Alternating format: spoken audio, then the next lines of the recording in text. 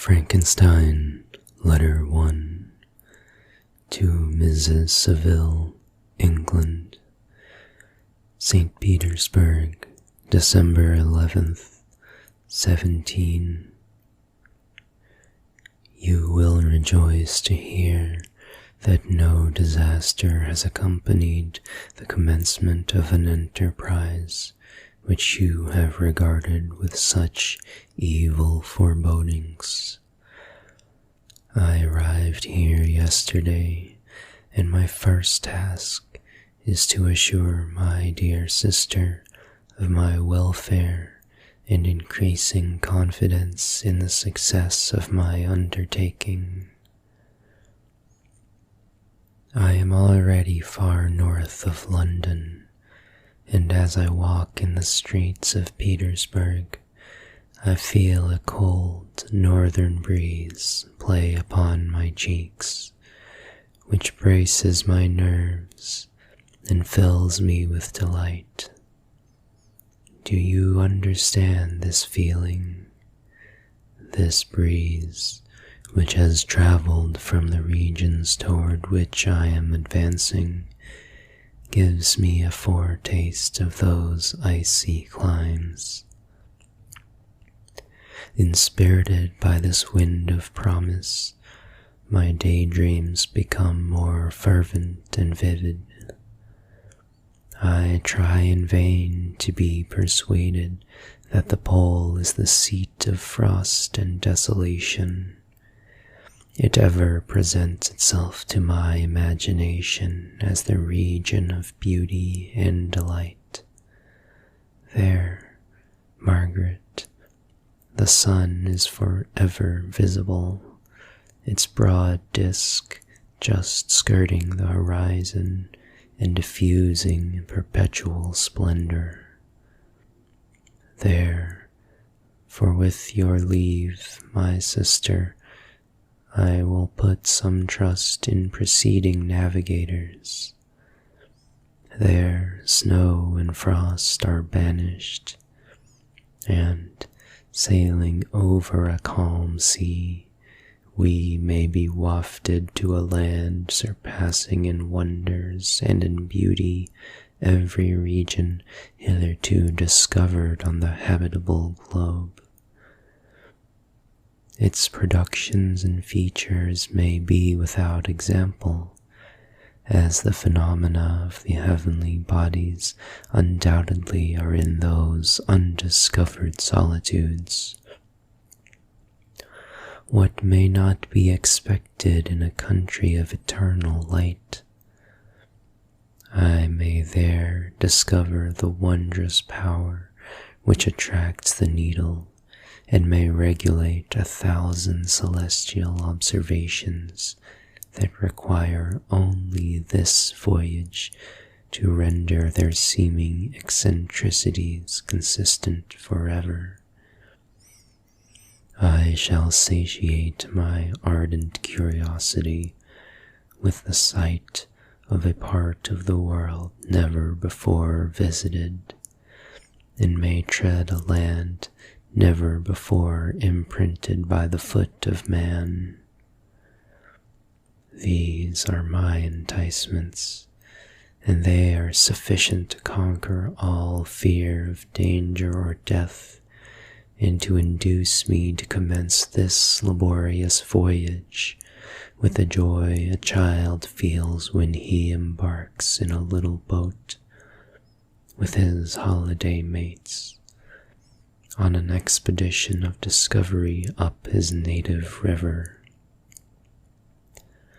But supposing all these conjectures to be false, you cannot contest the inestimable benefit which I shall confer on all mankind to the last generation, by discovering a passage near the pole to those countries, to reach which at present so many months are requisite, or by ascertaining the secret of the magnet, which, if at all possible, can only be effected by an undertaking such as mine.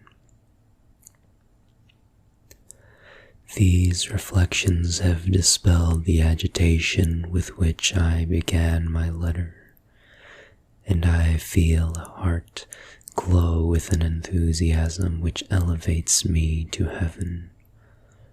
For nothing contributes so much to tranquilize the mind as a steady purpose, a point on which the soul may fix its intellectual eye.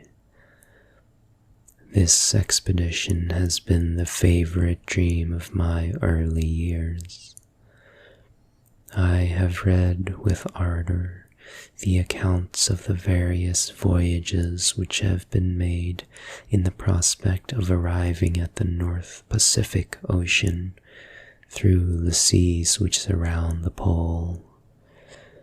You may remember that a history of all the voyages made for purposes of discovery composed the whole of our good Uncle Thomas's library.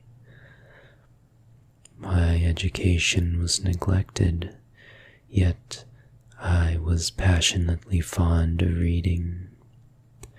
These volumes were my study day and night, and my familiarity with them increased that regret which I had felt as a child on learning that my father's dying injunction had forbidden my uncle to allow me to embark in a seafaring life. These visions faded when I perused, for the first time, those poets whose effusions entranced my soul and lifted it to heaven. I also became a poet, and for 1 year lived in a paradise of my own creation. I imagined that I also might obtain a niche in the temple where the names of Homer and Shakespeare are consecrated. You are well acquainted with my failure and how heavily I bore the disappointment.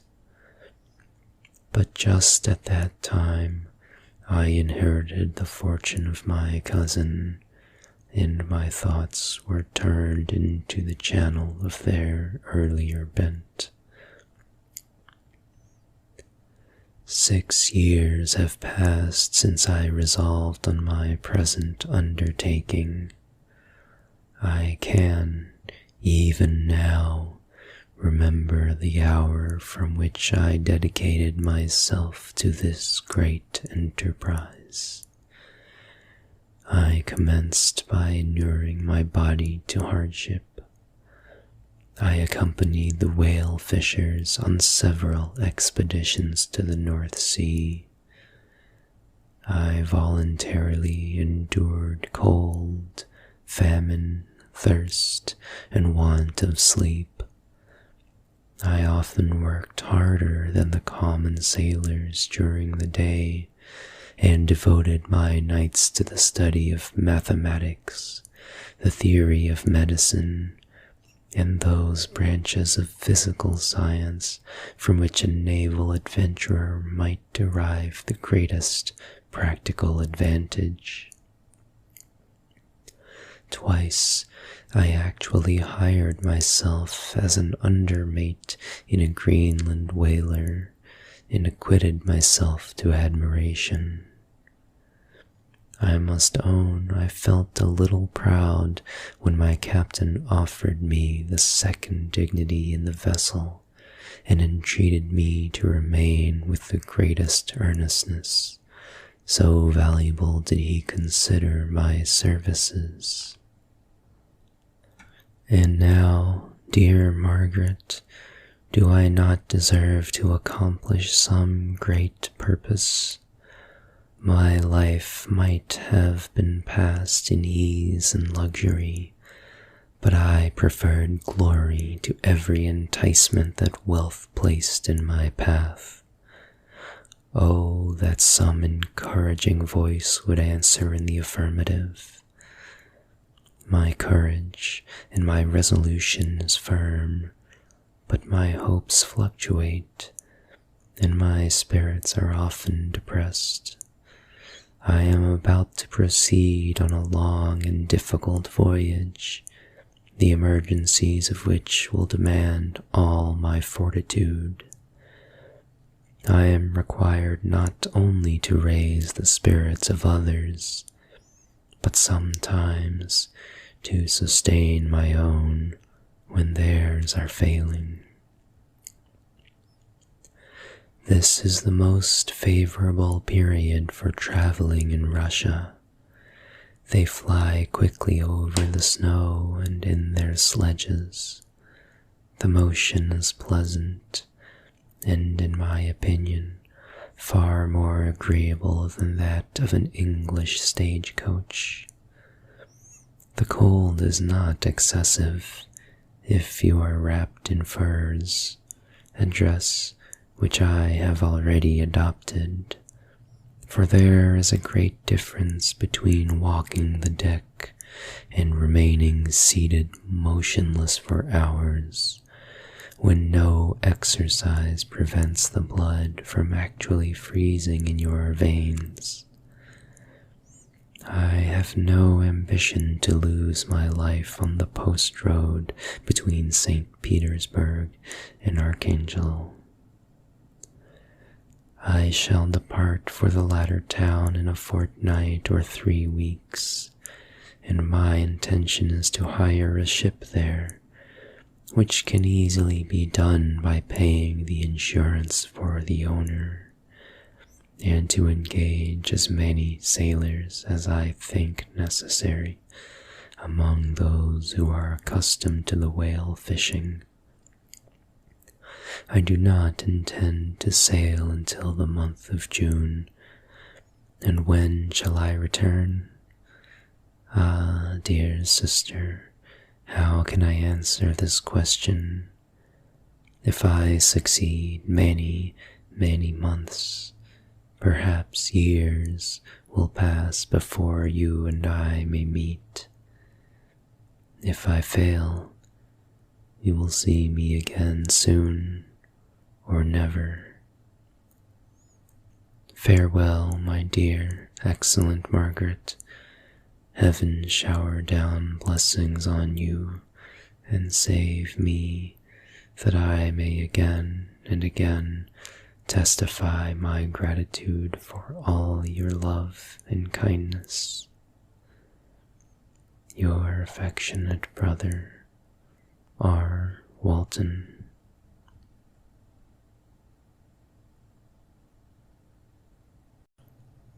Letter 2 to Mrs. Saville, England. Archangel, 28th March, 17. How slowly the time passes here, encompassed as I am by frost and snow. Yet a second step is taken towards my enterprise. I have hired a vessel and am occupied in collecting my sailors.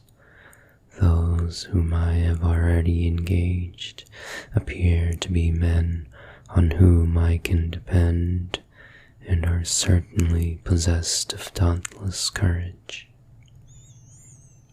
But I have one want which I have never yet been able to satisfy, and the absence of the object of which I now feel as a most sincere evil. I have no friend, Margaret. When I am glowing with the enthusiasm of success, there will be none to participate my joy. If I am assailed by disappointment, no one will endeavor to sustain me in dejection. I shall commit my thoughts to paper, it is true, but that is a poor medium for the communication of feeling. I desire the company of a man who could sympathize with me, whose eyes would reply to mine. You may deem me romantic, my dear sister, but I bitterly feel the want of a friend.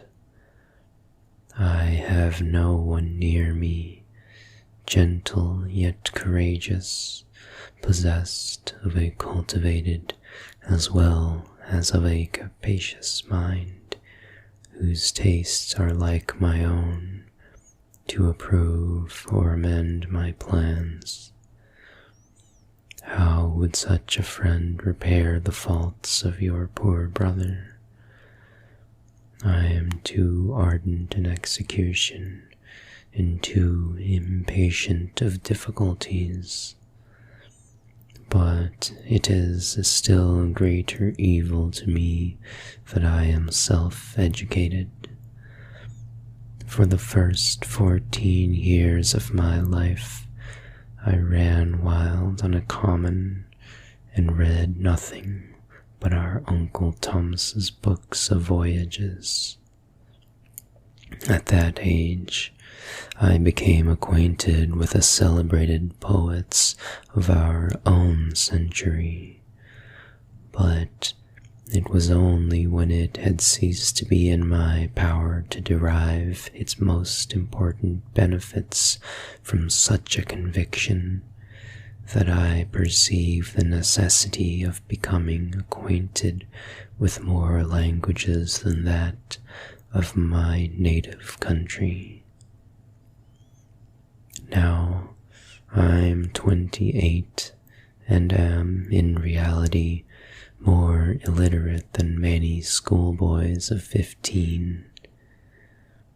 It is true that I have thought more and that my daydreams are more extended and magnificent, but they want, as the painters call it, keeping, and I greatly need a friend who would have sense enough not to despise me as romantic, and affection enough for me to endeavor to regulate my mind. Well, these are useless complaints. I shall certainly find no friend on the wide ocean, nor even here in Archangel, among merchants and seamen. Yet some feelings, unallied to the dross of human nature, beat even in these rugged bosoms. My lieutenant, for instance, is a man of wonderful courage and enterprise. He is madly desirous of glory, or rather, to word my phrase more characteristically, of advancement in his profession. He is an Englishman, and in the midst of national and professional prejudices, unsoftened by cultivation, retains some of the noblest endowments of humanity. I first became acquainted with him on board a whale vessel. Finding that he was unemployed in this city, I easily engaged him to assist in my enterprise. The master is a person of an excellent disposition, and is remarkable in the ship for his gentleness and the mildness of his discipline. This circumstance, added to his well-known integrity and dauntless courage, made me very desirous to engage him.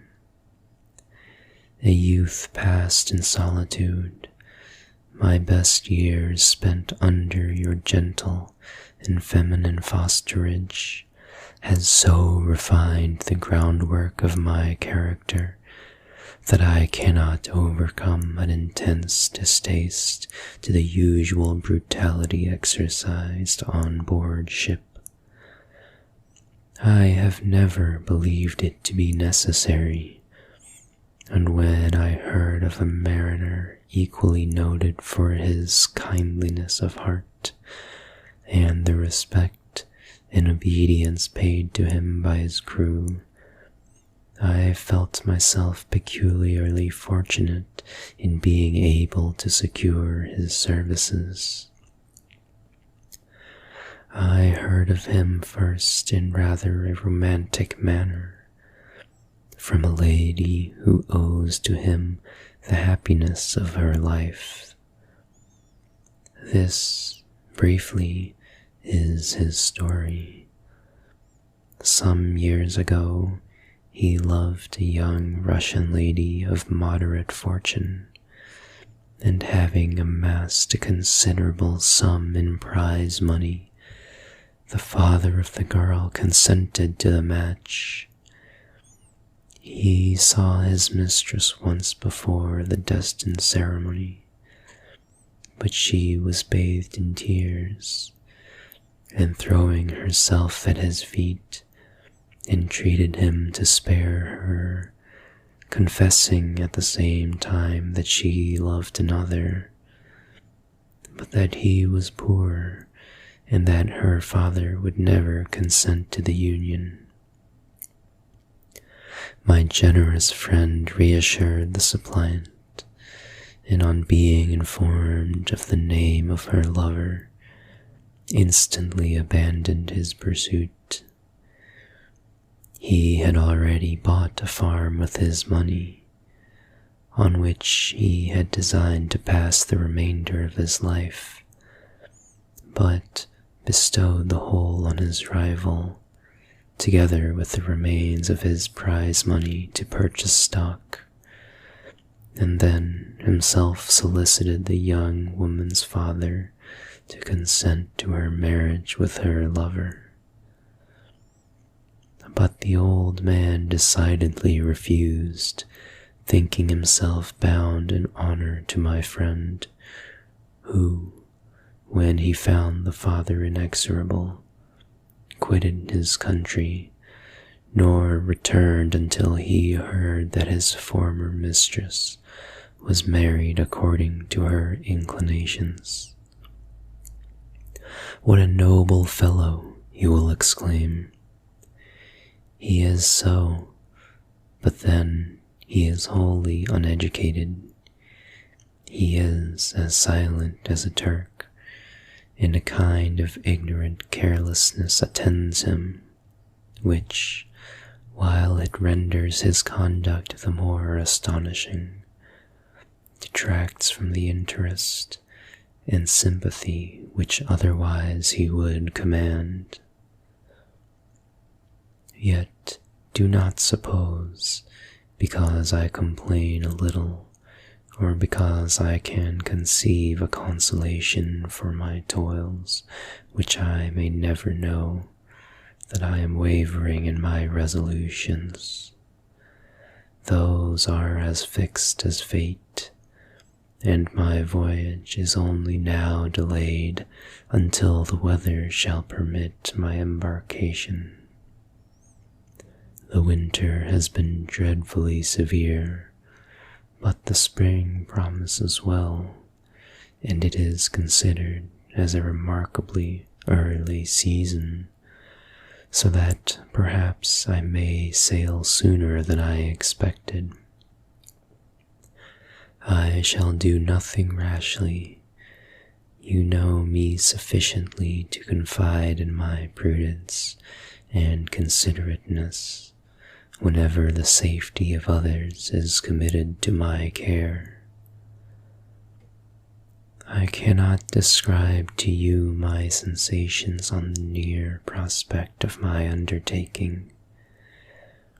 It is impossible to communicate to you a conception of the trembling sensation, half pleasurable and half fearful, with which I am preparing to depart. I am going to unexplored regions, to the land of mist and snow, but I shall kill no albatross. Therefore, do not be alarmed for my safety, or if I should come back to you as worn and woeful as the ancient mariner. You will smile at my illusion, but I will disclose a secret. I have often attributed my attachment to, my passionate enthusiasm for, the dangerous mysteries of ocean to that production of the most imaginative of modern poets. There is something at work in my soul which I do not understand. I am practically industrious, painstaking, a workman to execute with perseverance and labor. But besides this, there is a love for the marvelous, a belief in the marvelous, intertwined in all my projects, which hurries me out of the common pathways of men, even to the wild sea and unvisited regions I am about to explore. But to return to dearer considerations, shall I meet you again after having traversed immense seas, the return by the most southern cape of Africa or America? I dare not expect such success, yet I cannot bear to look on the reverse of the picture. Continue for the present to write to me by every opportunity. I may receive your letters on some occasions when I need them most to support my spirits. I love you very tenderly. Remember me with affection should you never hear from me again.